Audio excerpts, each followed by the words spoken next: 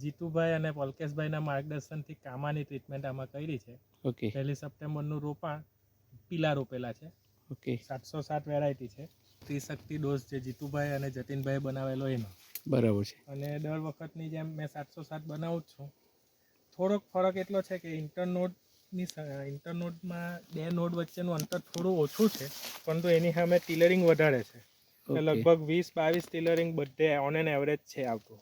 આમાંની પ્રોડક્ટમાં ભૂ સમૃદ્ધિ ગોલ્ડ, ઓકે પુણ્યમ, બરાબર, પછી તેજસ, બરાબર, માઇક્રોરાઇઝા, માઇક્રોરૂટ આ બધા યુઝ કરેલા છે.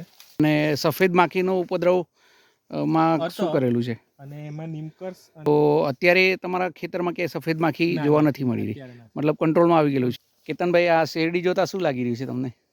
હવે શેરડી જોતા તો એવું લાગે છે કે દર વર્ષ કરતાં થોડુંક ઉત્પાદનમાં વધારે મળશે. રાઈટ. અને કેમિકલનો ઉપયોગ ઓછો થવા છતાં આટલી સારું અત્યારે ટ્રેડિંગ દેખાય છે. બરાબર છે.